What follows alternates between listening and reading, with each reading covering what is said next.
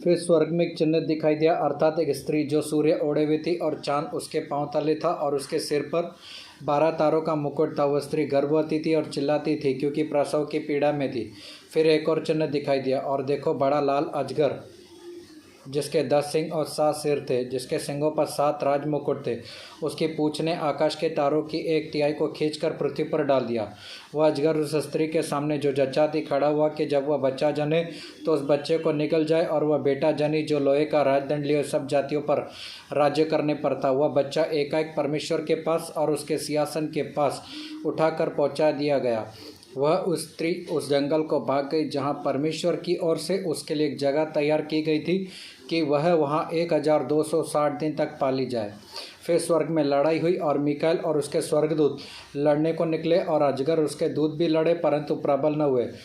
तब वह बड़ा अजगर अर्थात वही पुराना सांप जो इब्लिस और शैतान कहलाता है, सारे संसार का बरमाने वाला है, पृथ्वी पर गिरा दिया गया और उसके दूत भी उसके साथ गिरा दिए गए। फिर मैंने स्वर्ग से बड़ा यह शब्द आते हुए सुना, अब हमारे परमेश्वर का राज्य और उद्धार और सामर्थ्य और उसके मसीह का अधिकार प्रकट हो गया है, क्योंकि हमारे भाइयों पर दोष लगाने वाला जो दिन रात हमारे परमेश्वर के सामने उन पर दोष लगाया करता था, गिरा दिया गया है। वे मेमने के लहू के कारण और अपनी गवाही के वचन के कारण जो उन्होंने दी थी उस पर जयवंत हुए थे, और उन्होंने अपने प्राणों को प्रिय न जाना, यहाँ तक कि मृत्यु भी सह ली। इस कारण हे स्वर्ग और उसमें रहने वालों मगन हो, हे पृथ्वी और समुद्र तुम पर हाय, क्योंकि शैतान बड़े क्रोध के साथ तुम्हारे पास उतर आया है, क्योंकि जानता है कि उसका थोड़ा ही समय बाकी है। जब अजगर ने देखा कि मैं पृथ्वी पर गिरा दिया गया हूँ, तब वह उस स्त्री को जो बेटा जानी थी सताया, और उस स्त्री को बड़े उकाब के समान 2 पंख दिए गए कि वह सांप के सामने से उड़कर जंगल में उस जगह को पहुँच जाए जहाँ वह एक समय और समयों और आधे समय तक पाली जाए।